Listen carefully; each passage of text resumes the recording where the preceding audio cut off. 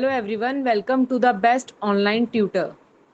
इस वीडियो में अब हम करेंगे chapter 1 class 10th exercise 1.2 question number 3। So देखते हैं क्वेश्चन नंबर 3 में हमसे क्या बोला हुआ है। क्वेश्चन नंबर 3 में बोला हुआ है find the LCM and HCF of the following integers by applying the prime factorisation method.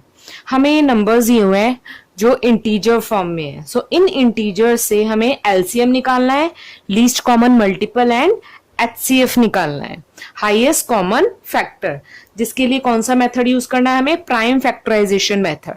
सो पहले हम प्राइम फैक्टराइजेशन मेथड यूज करेंगे, जिसके लिए हम 12, 15 एंड 21 की क्या लेंगे, फैक्टर्स लेंगे। तो सबसे पहले हमें 12 के फैक्टर लेने पड़ेंगे।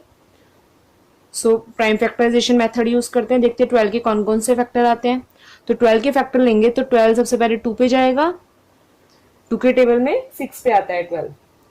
उसके बाद फिर 6 2 पे जाएगा, आएगा 3, देन 3 3 से जाएगा, आया 1।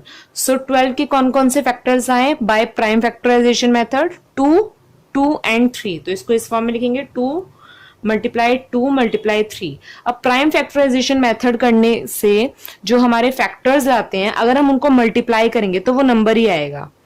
जैसे 2 को अगर 2 से मल्टीप्लाई है तो आएगा 4, 4 मल्टीप्लाई बाय 3 इज 12। तो 12 आया, तो इसके फैक्टर्स हैं।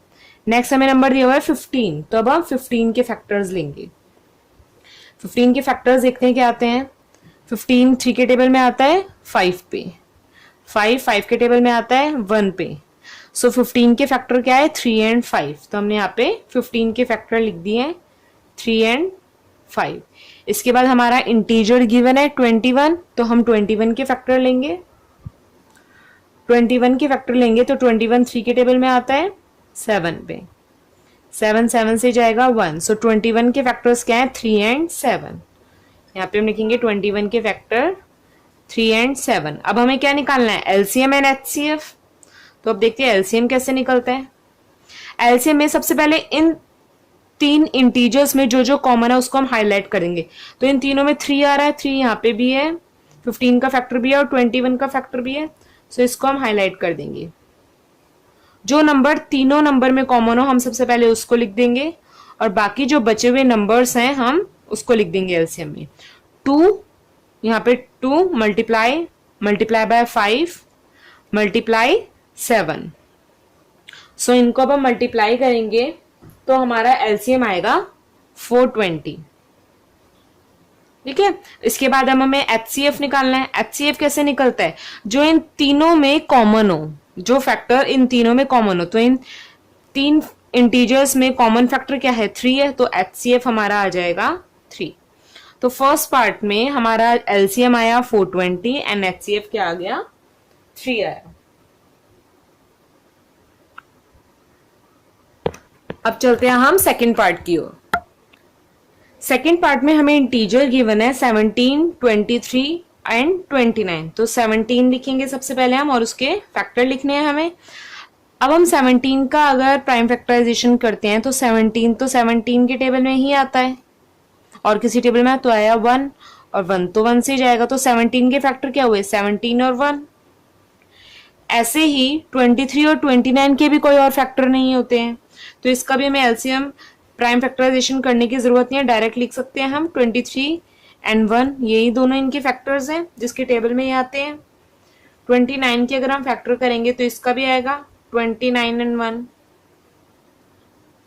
सो अब इन 3 नंबर का हमें एलसीएम निकालना है और एचसीएफ निकालना है। एलसीएम कैसे निकालते हैं, इन तीनों में जो कॉमन हो उसको हम हाईलाइट कर देते हैं सबसे पहले। तो 1 इन तीनों में कॉमन है, सो 1 को हमने हाईलाइट कर दिया। अब एलसीएम में सबसे पहले जो हाईलाइटेड नंबर है वो लिखते हैं, उसके बाद बाकी बचे हुए नंबर्स लिखते हैं। तो बाकी बचे हुए नंबर का क्या है, 17 है, 23 एंड 29 है। तो हमने यहाँ पे नंबर्स लिख दिए।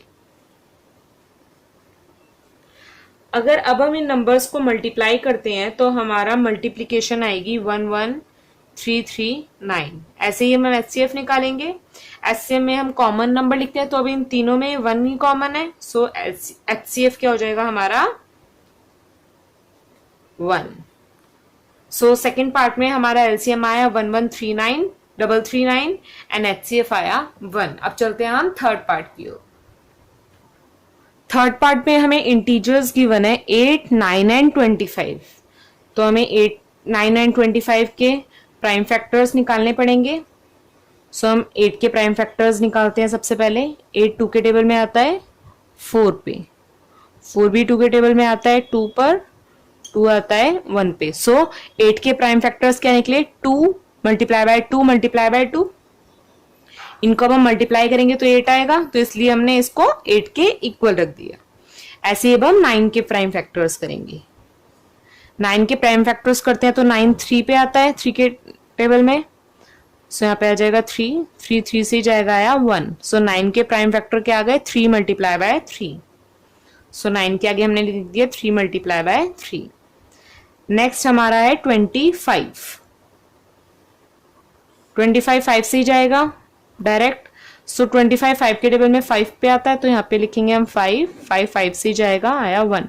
सो 25 के प्राइम फैक्टर्स क्या है, 5 मल्टीप्लाई बाय 5। इसके बाद हमें क्या निकालना है, एलसीएम निकालना है और एचसीएफ निकालना है। अब एलसीएम के लिए सबसे पहले हम इन तीनों नंबर्स के कॉमन नंबर्स लिख देते हैं। अब इनमें कुछ भी कॉमन नहीं है। देखो यहाँ पे 2 है, यहाँ पे 3 है, यहाँ पे 5 है, तो कॉमन तो कुछ भी नहीं है।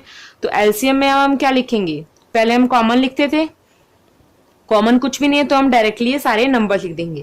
पहले 8 के प्राइम फैक्टर्स लिखेंगे, 2 multiply by 2 multiply by 2 multiply 3 multiply by 3 multiply 5 multiply by 5। अच्छा एक चीज बताते हैं, अगर 2 हमारा 3 टाइम्स है तो हम इसको 2 की पावर 3 भी लिख सकते हैं। जैसे 3 हमारा 2 टाइम्स है तो इसको 3 की पावर 2 भी लिख सकते हैं। 5 2 टाइम्स है तो 5 की पावर 2 भी लिख सकते हैं। इस ऊपर जो एक्सपोनेंट होता है इसको हम एक्सपोनेंट बोलते हैं। इसका मतलब होता है कि 5 2 टाइम्स मल्टीप्लाई हो रहा है, 3 2 टाइम्स मल्टीप्लाई हो रहा है। अब हमने एलसीएम लिख दिया, अब हमें मल्टीप्लाई करना होगा। मल्टीप्लाई करके हमारा आंसर आएगा 1800। इसके बाद हमें एचसीएफ निकालना है। अब इनमें कुछ कॉमन तो है नहीं, जब कोई भी नंबर कॉमन ना हो, जैसे हमने सेकेंड पार्ट में किया था, तो हमारा एचसीएफ 1 आता है। सो थर्ड पार्ट में हमारा एलसीएम आया 1800 एंड एचसीएफ आया 1। इस वीडियो के लिए इतना ही। नेक्स्ट वीडियो में हम करेंगे विद क्वेश्चन नंबर 4। तब तक के लिए good luck and keep learning.